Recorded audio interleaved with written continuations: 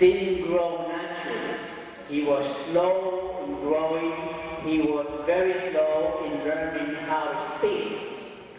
And then in school, he didn't do too well. And the parents then put him in a Catholic school, despite the fact that they were Germans. And then the kid in school, in Catholic school, he just didn't learn. Other kids used to laugh at him because they used to say that he was not normal. He didn't have a learning capacity. And then one day the school principal met with the parents and told the parents of this child, it's no use teaching your child. He will never learn. He do not have a learning capacity. You want to know the name of that little boy? His name was Albert Einstein. So don't think that because you are not doing well in one subject, that you're not a genius. You are a genius. Believe me, you are a genius. And you're going to hear me repeating this over and over today for at least 20 more times. Because I want you to understand and really believe that you're a genius. If you're not doing well in a certain subject, all it means is that you have to pay a little more attention to that particular subject. When I was your age, I wasn't doing very well in math. Yet, I wanted to be an interior designer. You cannot be an interior designer if you don't dominate. I am Dominican, and I am black. Can I be a doctor? Well, let me tell you the story I told this young man. I said to him, there was this little girl. Her name is Ana Escobedo Cabral. Ana Escobedo Cabral is one of 5 children. She was born in California out of a very, very poor couple. Her father used to earn his living by collecting garbage in the neighborhoods and then seeking out pieces of metals and furniture and things that he could turn into dollars. And that is how he supported his family. Ana Escobedo Cabral was very young when she was asked, what would you like to be when you grow up? Now Ana Escobedo Cabral was very proud, replying. She said, I like to be an employee of the White House. And then people laughed at her. Ana, they said, look at yourself. Your parents hardly know how to read. Your parents hardly know how to read and write. Your father collects garbage in the neighborhoods to support his family. You are a woman. You are Mexican. Stop dreaming. You will never be an employee of the White House. But Ana Escobedo Cabral believed that she had a genius within her. She also believed in herself. And she also was programmed in her mind. She was programmed to be an employee of the White House. And year after year, Ana Escobedo Cabral kept on saying, I will be an employee of the White House. How many of you have seen a $1 bill? I think you all seen a $1 bill. I have in my hands a $1 bill. The photograph photograph, an enlarged photograph of a $1 bill. Every $1 bill do have the signature of the Treasurer of the United States. I'm going to ask one of our guest speakers to read the signature in this dollar.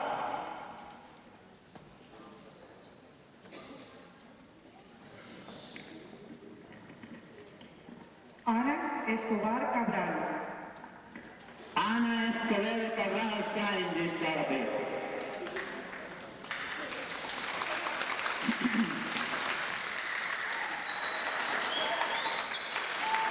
But Ana Escobar Cabral is the Treasurer of the United States.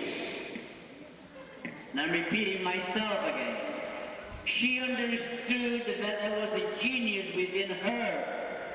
She believed that she was a genius. She believed in herself. She respected herself.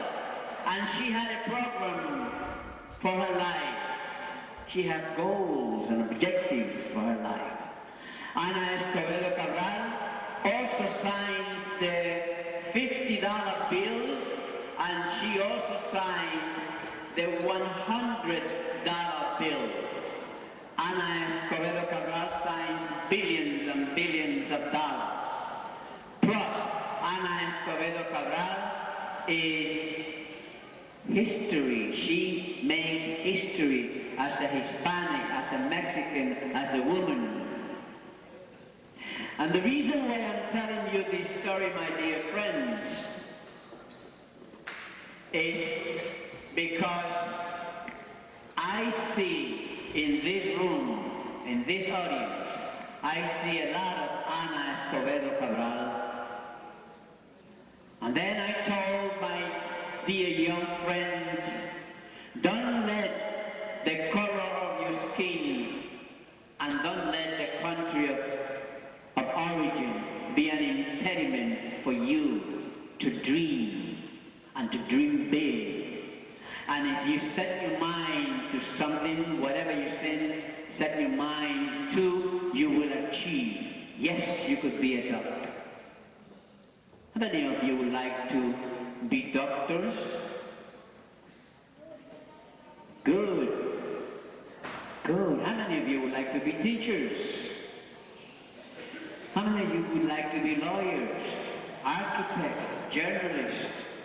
Whatever it is that you like to be, you have to think that today is when you start towards that career of your dreams.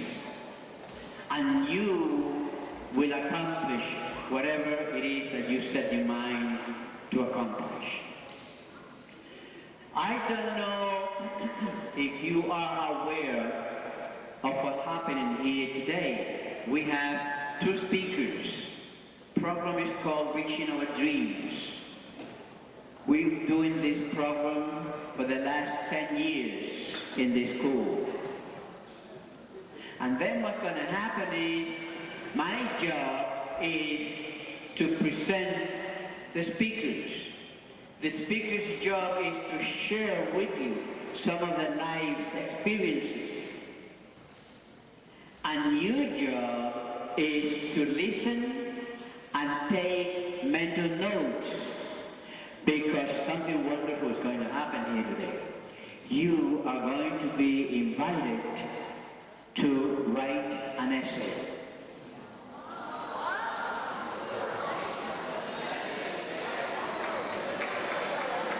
You know what?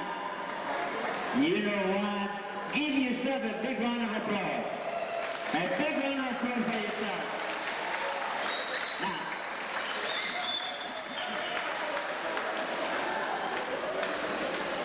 truthfully, you just showed me how normal you are.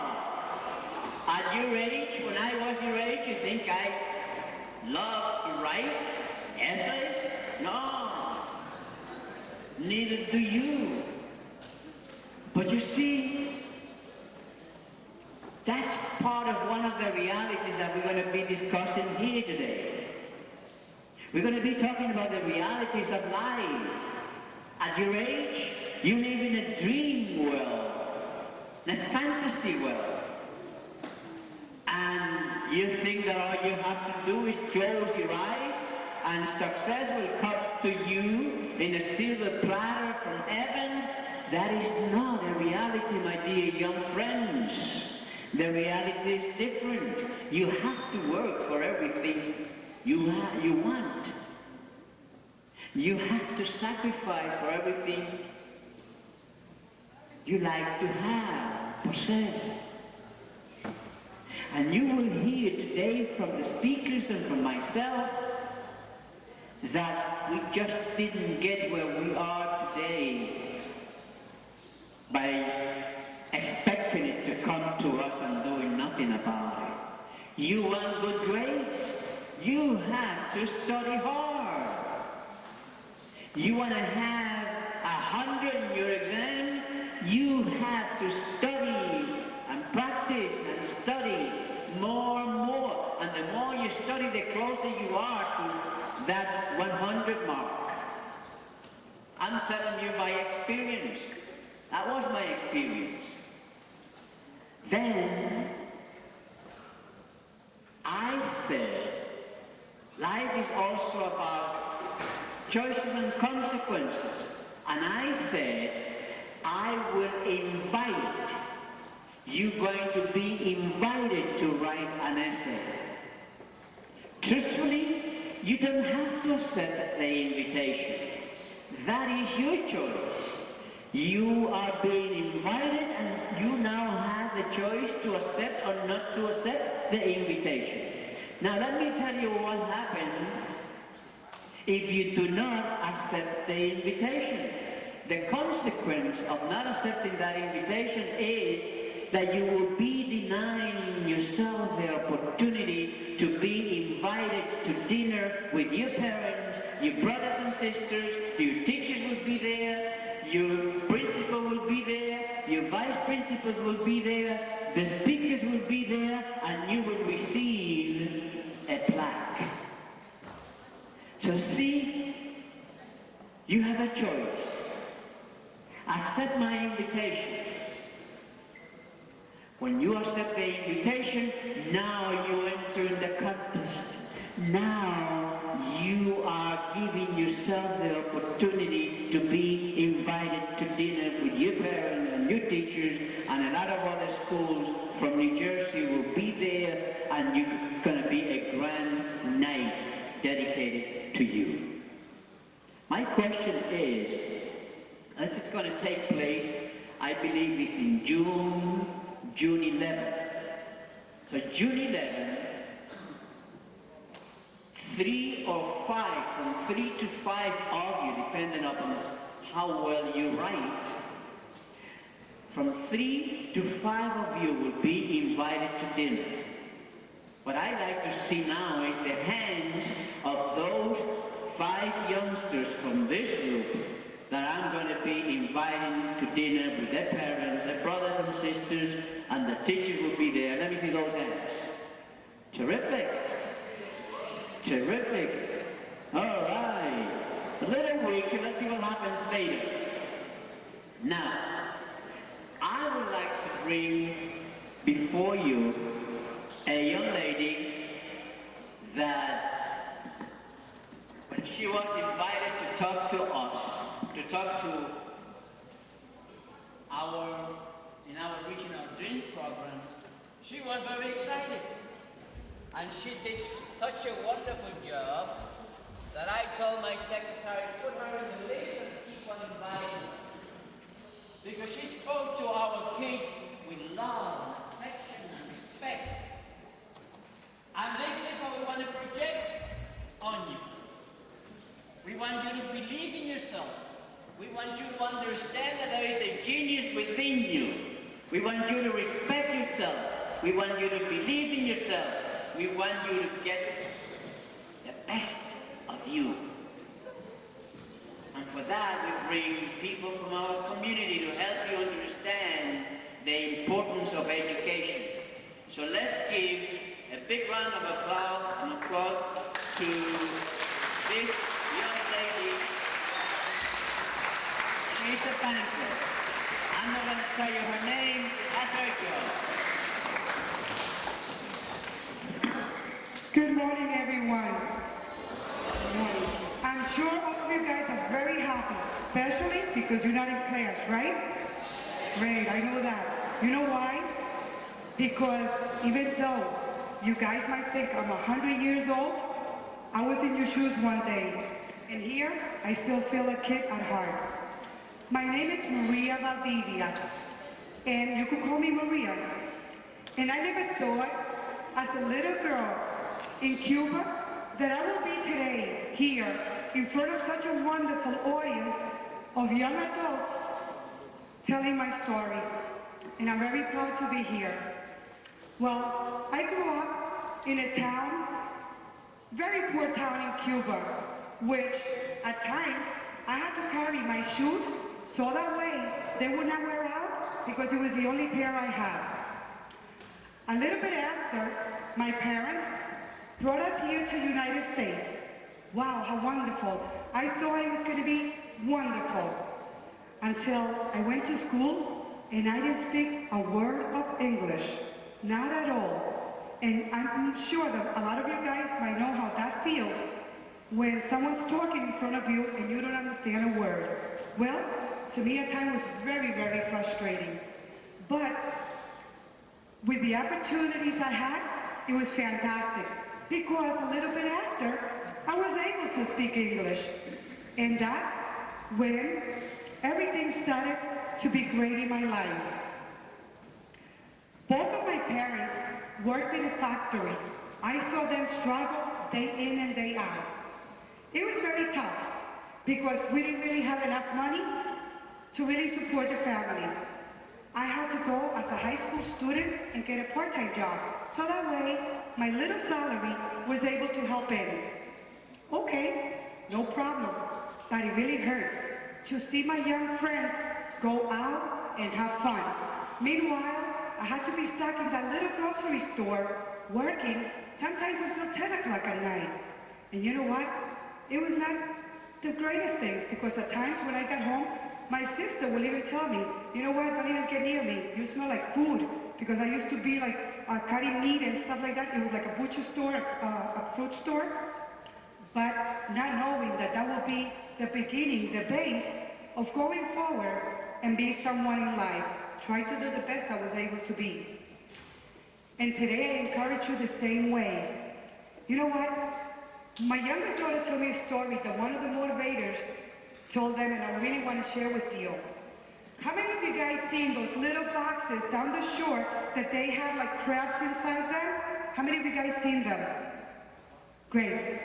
So think about it next time you see them and you go down the shore. When you see a little box with a lot of crabs in there, they all stay together because each one of them keeps pushing each one back. But if you leave one crab alone in that little box, you know what happens? It comes right out and it keeps going out. And that crab gets the best. Now, that's the same thing with our lives. And that's the way now that I think back, that I took the best opportunity. Because when my friends were out, you know what? I had the opportunity to probably try some drugs, alcohol, cigarettes, all the kind of good stuff that we think when we're young. But you know what? I didn't do that. I was in that grocery store, and right after that, I would go home and do my homework. Because I saw how hard my parents worked, how hard it was to work in that little grocery store, that I said, you know what? I want to be something better. Now that I have learned English, now that I have the opportunity, I saw a lot of guest speakers in my school, you know, people like Mr. Torres coming into the school and giving me that little push. I was able to graduate high school, and that was fantastic. I was one of the top students in class. I was able to join the band in high school. I was able to, you know, do a lot of stuff that if I really joined the other good stuff, I wouldn't have been able to do what I did? Well, I kept going to school. It was not easy because at a young age, I got married and I had kids. It was very tough having a job and at the same time continuing my education. But it was the best that I did. Because today, I work for one of the biggest banks, not only in America, but in the world. I work for Chase. I'm a vice president at Chase, which I would have never thought that,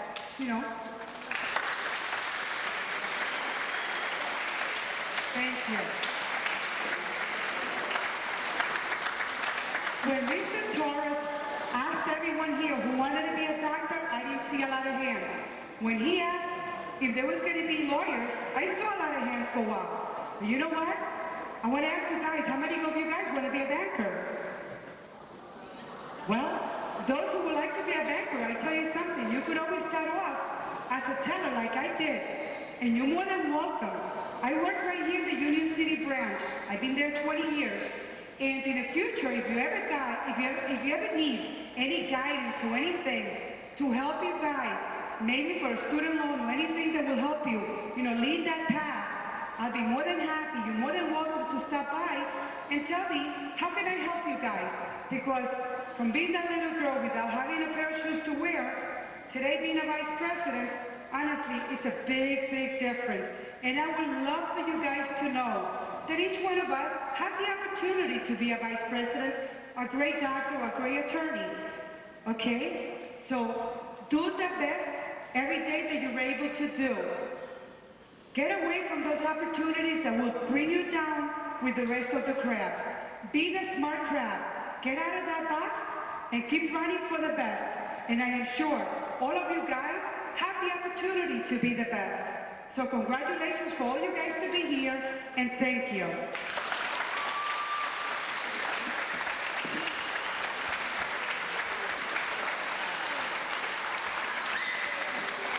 Maria Valdivia, branch manager of the Union City Chase. Let me put it this way. This young lady came here from Cuba, like most of us came here. But you know what? We all come here, your parents come here with dreams. And they come here to work hard. And they come here to grow their families, to raise their families, and to do the best they can in this society. And producing all of you is one of those steps to doing the best. See, you may not realize it, and you may not be altogether convinced that each and every one of you is a genius. But the truth of the matter is, not only that you are a genius, not only that you have the mental capacity, the intellectual capacity to accomplish whatever it is that you set your mind to accomplish, but you also are our leaders of tomorrow. I have no doubts that a few years from today, our guest speakers and myself will be invited to conferences that some of you are dictating, be in education, healthcare, banking, or whatever, because that is what you represent. Leaders in every profession there is. And by the way, how many of you believe that you're a genius? Let me see those hands. It's getting a little better. That's right, I feel proud, very good, proud of you. And you know what? Make no mistake, my dear friends, I'm not joking. There is a genius within each of you. And that genius is craving to surface. And all you need for that genius to surface altogether is nourish him or her with knowledge. Knowledge that you obtain in the school. Knowledge that you obtain by reading. Make it of your business to read every day. I got up this morning at 5 o'clock. By 7 o'clock, I had already read a chapter of a book that I started to read last Sunday. Today is May 16th, right? May 16th. I have already read this year 3 books. I started my 4th one last Sunday. So reading is very important. Now, how many of you would like to be teachers? Let me see those hands. Teachers. How many of you would like to be teachers? You don't want to be teachers? Wow. Let me tell you one thing about teachers. Teaching is one of the most rewarding professions there are. As a matter of fact, I would like you to give... No, before we do that, let me tell you, teachers, they go to elementary school, they go to high school, they go to college, some of them keep on going to specialize in certain subjects, and then in college, in high school, they do papers and exams and essays, and they really work very hard. And then, what are they working hard for? They working hard so they could, in the future, become teachers. And we have in this room a group of teachers, men and women, that worked very hard, and they became teachers. And what do they do today? Their job today is to pass on to you whatever cost them a lot of work and sacrifice, and sometimes even tears. But they dedicated their lives to help you mold your lives. They dedicate their lives to make sure that you learn what they know. And for that, my dear young friends, I want you to give the teachers in this room a big round of applause. A big round of applause for the teachers in this room. Hand for the teachers, they deserve it. Now, we have another young man, again, I'm not going to tell you his name, but he's got a very interesting profession. Let him talk to you about himself. Let's welcome this good-looking young man over here. Let's give him a big hand.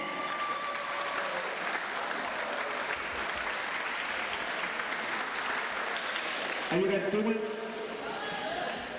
How you guys doing? I know it's not early. My name is Henry Jimenez. I'm in the music business. I own a recording studio in New York City. I'm a musical producer. How many of you guys know what a musical producer do? Ex-music, huh? Okay. I have worked with some of the most famous artists in the industry.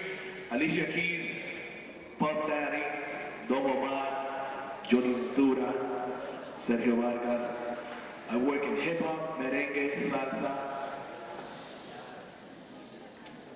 I have heard everything that's been said here.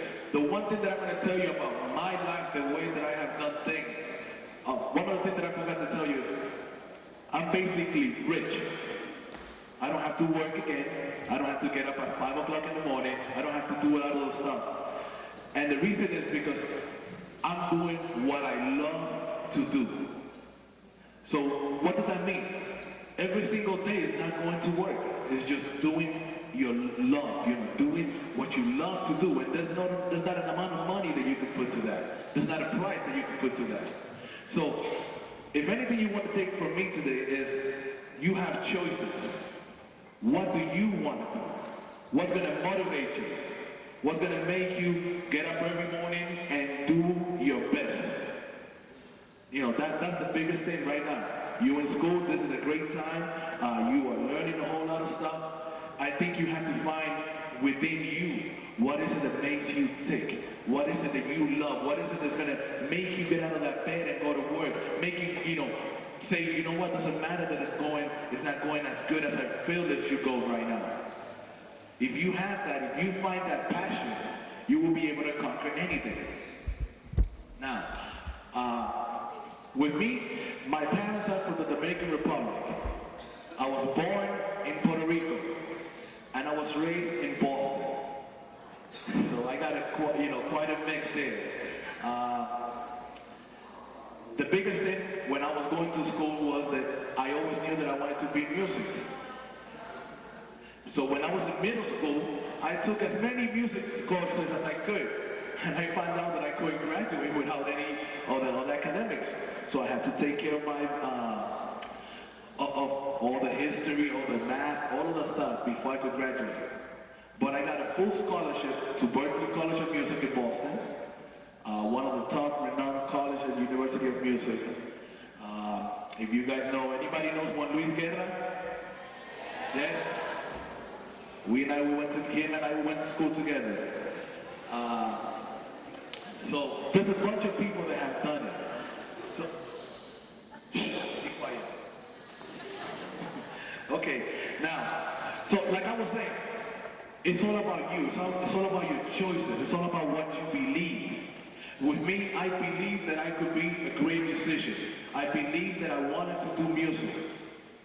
And I stuck to it. I had people telling me at first, you're not good enough. Maybe you're not going to be able to make it. Maybe you should get another job because music is not considered a career. You understand? So I put myself through everything. I said, you know what? I'm going to go and do the music business. I'm not going to get another job. I'm not going to play it safe. And that's very key. That's very important. Because from now on, you guys have a choice. But a lot of people are going to tell you to do what's the standard. And I believe that that's fine for some people. But I think the way that you become happy, and it doesn't matter if you have a lot of money or little money, but if you are doing what you love, that's going to make all the difference in the world. You see all these teachers here? They may not be rich, they may not be making all the money that they want to make, but there's a passion in teachers. There's something that they love to do. And you know what's their reward? You know what's their $1 million? Is when they see one of you achieve and reach your goals. That's how they make their money. That's how they make, that's what fulfills them. And to me, that's very, I think we got to give them a round of applause, a big, really big round of applause, because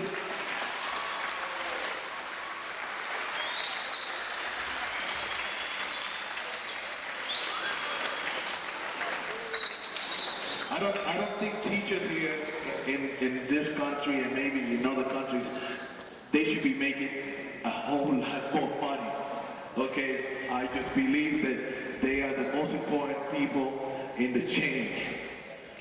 So with me, I'm not going to speak a lot. I just want to tell you, you guys have dreams. If you have dreams, follow them. You have choices.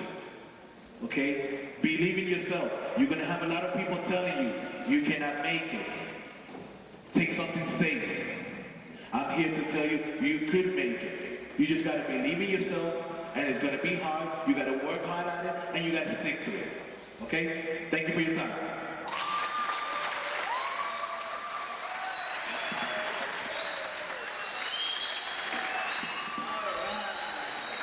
Henry Jimenez, music producer, Mambo Studio in New York. You traveled from New York to be here today? I Live in New Jersey? Well, my dear friends, Mambo Studios, a young man whose parents come from Santo Domingo. He was born in Puerto Rico and he studied in Boston. Men that have done a lot of good famous artists. And that is a talent. And you know why he was so successful? Like him, there are many music producers. However, they don't reach the level of success that he had reached. You know what the difference is? Maybe those who have not made it yet, their talent is as equal as that of Mr. Jimenez in the fields. He's got an advantage over them. It's called education. You know, perhaps not all of you want to be lawyers or teachers or architects or journalists or bankers or scientists. Maybe some of you will say, well, Mr. Torres, that is all very nice, but in my blood, my father was a car mechanic and I want to be a mechanic. And I respect that. We respect that, but you know what? If you have a car and you have now to take that car to the mechanic, and there is a mechanic who's a college graduate, and there is another mechanic that is not a college graduate, where you feel most comfortable taking your car to? The one with college, of course. That's what I do. The fellow who takes care of my car is a college graduate. He's got a big business. He started fixing cars. Now he's got about 20 people who fix cars for him. He just owned a big business.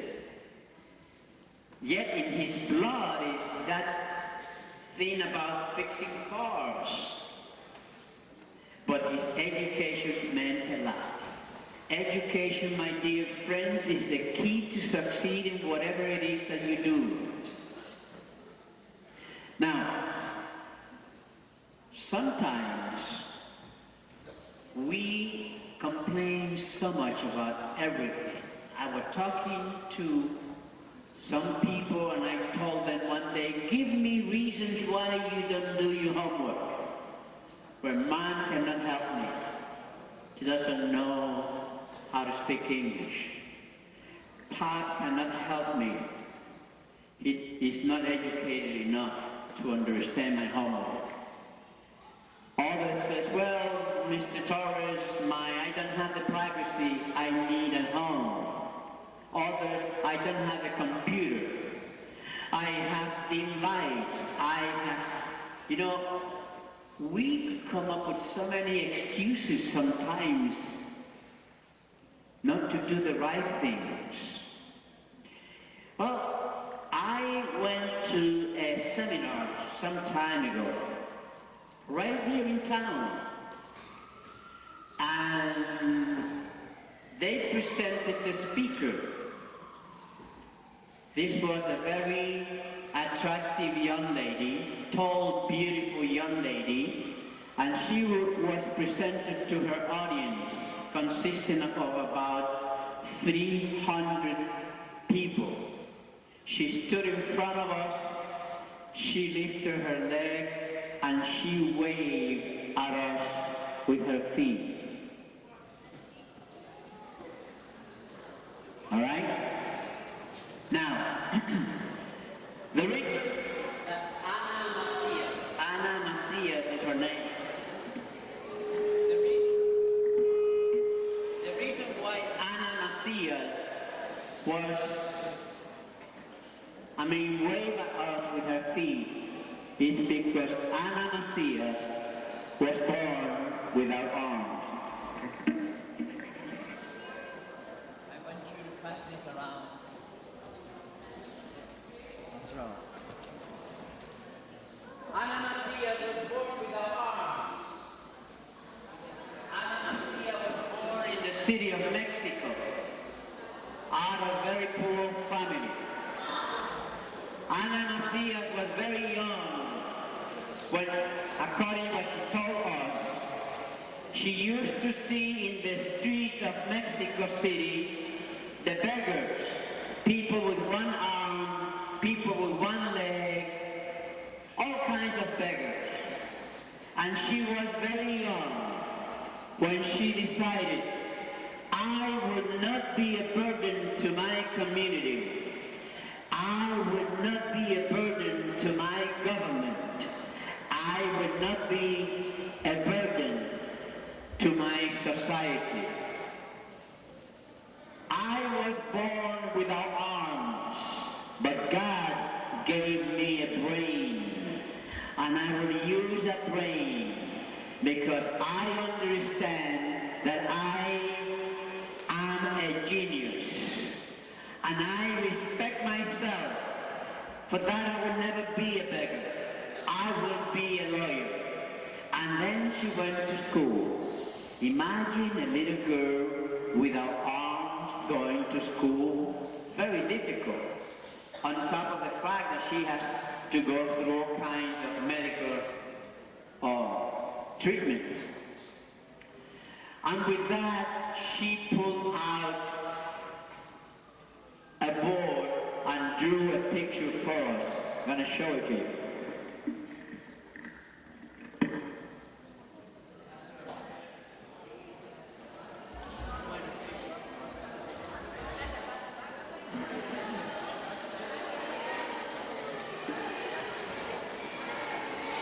Now, my dear friends, the reason why I'm telling you this story is because imagine a young lady that was born without arms. She wanted to be a lawyer. And then she became a lawyer. And then after years of practicing law, she decided that defending the rights, the legal rights of people, avoiding them to go to jail, was not strong enough. She needed something stronger. And then she decided to use the condition that the Creator gave her with no arms and become a motivational speaker. I met her about 6 months ago. That's when we took those pictures. And then I asked her, I says, Adriana, if I put together 2,000 school children, will you come and talk to them? She says, Mr. Torres, I love it. Talk to my manager and make sure that I come and talk to the children. Then I went to her manager who told me, Mr. Torres, she'll be delighted to do it. 2 years from now, she is booked for 2 years. So imagine a young lady that comes, she is the daughter of a very humble family, born with no arms, becomes a lawyer, now she's a motivational speaker, and she is booked 2 years ahead of time for the following 2 years. No matter what the amount of money, you couldn't get her to talk. She doesn't have the time. And you know, my dear friends, if she could do this, and she was born without arms, imagine what you could do. You're young, beautiful, healthy, and you have a complete bodies. Now what you need to do is to believe that you are a genius. And then you have to believe in yourself. How many of you believe in yourself? You know what? That is beautiful. But it's even better if we express it with energy. So why don't you repeat with me, I believe in myself. I believe in myself. Stronger, believe it. I believe in myself. Now say it. I believe in myself. I believe in myself. I am a genius. I am a genius. I am a genius. I am a genius. Let's add something else to that. And it goes this way. Thank you, teachers, for all the help you give us. Thank you, teachers, for all the help you give us. Thank you, teachers, for all the help you give us. All right. You know,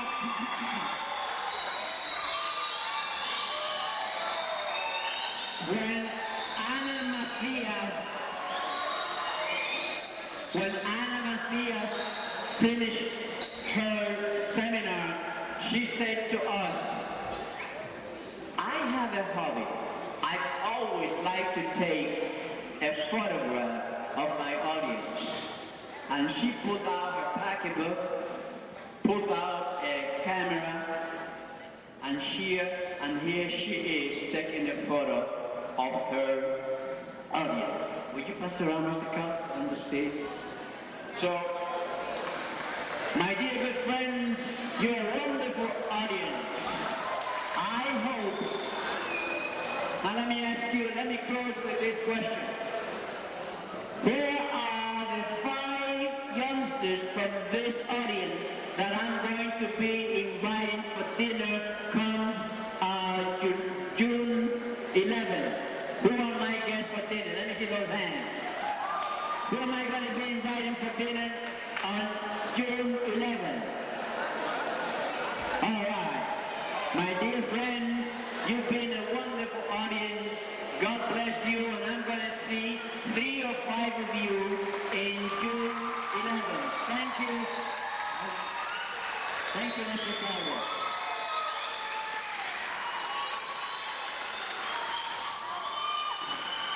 Okay, settle down. Settle down.